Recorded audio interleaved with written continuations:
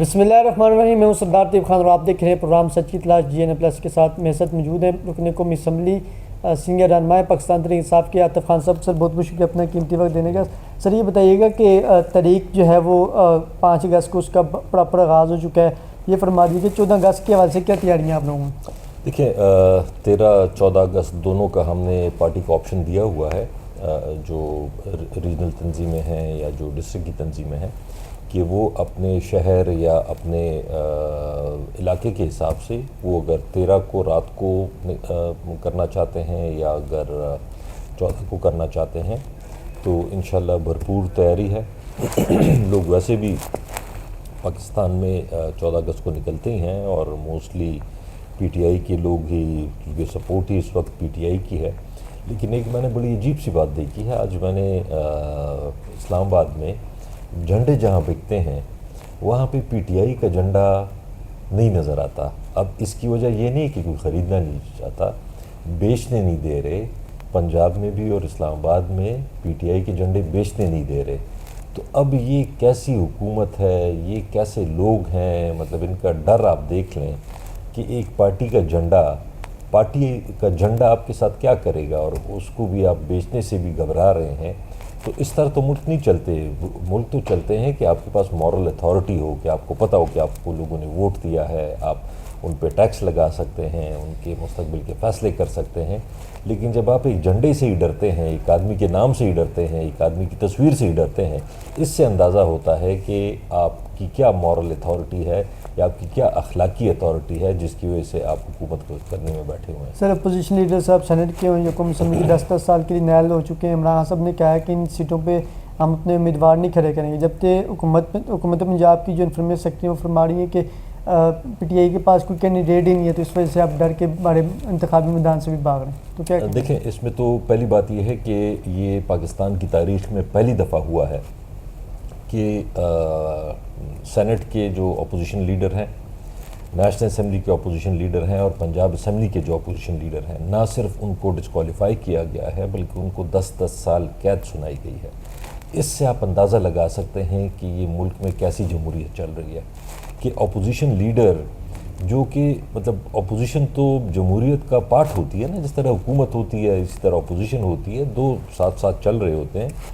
تو اگر آپ اپوزیشن لیڈر سینٹ کے، نیشنل اسمبلی کے، پنجاب اسمبلی کے ساروں کو فارغ کر دیتے ہیں اور 10 سال کے لیے انہیں سزائیں سنا دیتے ہیں، تو یہ کیسی جمہوریت ہے؟ یہ تو جمہوریت نہیں ہے، یہ تو مذاق ہے.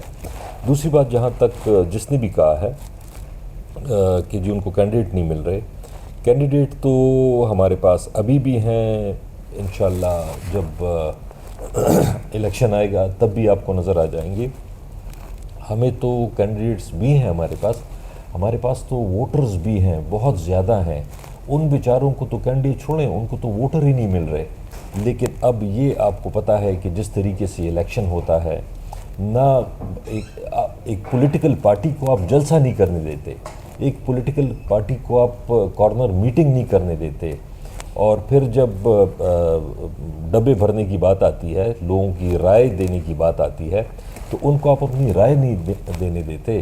اور جب وہ اپنی رائے دے دیتے ہیں آپ کی سختیوں کے، آپ کے پابندیوں کے، آپ کی جیلوں کے، FIRوں کے باوجود، پھر آپ فارم 47 والے لے آتے ہیں. تو میرا تو یہ خیال ہے، بہرحال خان صاحب کی مرضی ہے، انہوں نے ڈیسیجن لیا ہے. لیکن مجھ سے تو اگر وہ پوچھتے، میں تو یہ کہتا کہ الیکشن میں جانا چاہیے تاکہ یہ اور ایکسپوز ہوں، اس حلقے میں یہ ایکسپوز ہوں، ان کو پتہ چلے کہ جی کتنے لوگ PTI کے لے آتے ہیں. سارا میڈیا ہوگا، ہر ایک چیز ایکسپوز ہوگی. آج کل سوشل میڈیا کے ذریعے، باقی میڈیا تو کافی انہوں نے کنٹرول کیا ہوا ہے لیکن سوشل میڈیا تو کنٹرول نہیں ہوتا، تو اس میں پتہ چلتا ہے. یہ مزید ایکسپوز ہوتے کہ جی لوگ کس کو ووٹ دینا چاہتے ہیں یا کس کو اپنا نمائندہ چننا چاہتے ہیں اور یہ کس کو جتوانا چاہتے ہیں، تو یہ اور ایکسپوز ہو جائے. سر آپ نے یہ تجویز پیش کی ہے کہ الیکشن میں ہم نے جانا چاہیے کہ اپنی رائے پارٹی کی پارلیمانی پارٹی کے دیکھیں، خان صاحب سے تو ظاہری بات ہے ملنے نہیں دیتے، تو ان تک تو ڈائریکٹ ایکسیس ہی نہیں ہے. پارلیمانی پارٹی میں پچھلی پارلیمانی پارٹی میں نہیں تھا، اگر مجھ سے کوئی پوچھے میں ضرور یہ رائے دوں گا کہ ہمیں الیکشن میں جانا چاہیے. جیتنا ہارنا ضروری نہیں ہے کہ ہم جیتیں، لیکن ان کو ایکسپوز کرنا ضروری ہے. ہم ہار کے بھی جیت جائیں گے اور یہ جیت کے بھی ہار جائیں گے. سر، شیر افضل مروت کی بڑی خبریں چل رہی ہیں کہ وہ پی ٹی آئی میں واپس آ رہے ہیں، کہ پارلیمانی پارٹی نے کوئی ایسی تجویز یا کوئی ایسی ریزولیشن پاس کی ہے؟ شہریار فرید صاحب نے کوئی ایسا کہا ہے کہ ان کو لانا چاہیے، ان کی قربانی؟ مجھے نہیں پتا کیونکہ میں تو تھا نہیں. جمعے والے دن؟ جی، میں جمعے والے دن کی میٹنگ میں نہیں تھا.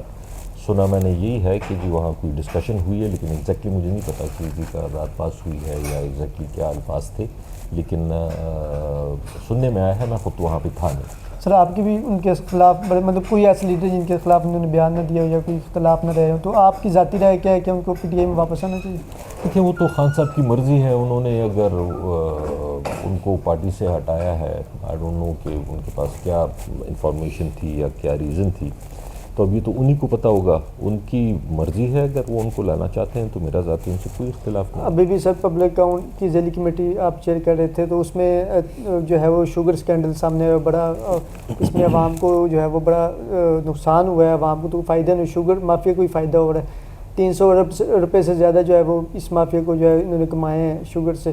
تو اس شوگر والے معاملے کو کیسے دیکھتے ہیں؟ اس کو کدھر منتقل نظام تک بطور چیئرمین؟ دیکھیں، انشاءاللہ ہماری پوری کوشش یہ ہے کہ ان سارے پہلوؤں کو دیکھا جائے. کیونکہ پہلی بات تو یہ ہے کہ جو شوگر مل مالکان ہیں، ہم نے ایس سی سی پی سے لسٹ ان کی مانگی ہے کہ شوگر مل مالکان ہیں کون، کس کس کے شیئرز ہیں، تاکہ یہ تو پتہ چلے کہ جو شوگر مل مالکان ہیں اور جو فیصلے کرتے ہیں وہ ایک ہی ہیں. تو اگر وہ ایک ہی ہیں تو پھر تو وہ اپنے فائدے کے لیے فیصلے کریں گے. وہ 25 کروڑ عوام کے لیے تو فیصلے نہیں کریں گے. یہ 25-30 لوگ ہیں جو مل کے فیصلہ کرتے ہیں اور انہی سے مختلف اداروں سے رپورٹیں بھجواتے ہیں کہ جی اس دفعہ چینی بہت زیادہ ہے اور اس کو ایکسپورٹ کر دیں. پھر اس پہ ریبیٹ لیتے ہیں حکومت سے اور باہر چینی چلی جاتی ہے. پھر کہتے ہیں کہ جی چینی کی شارٹیج ہو گئی، ریٹ 165 سے کم ہو کے زیادہ ہو کے چلا جاتا ہے 200 پہ. تو الٹیمیٹلی نقصان تو انہی کا ہے.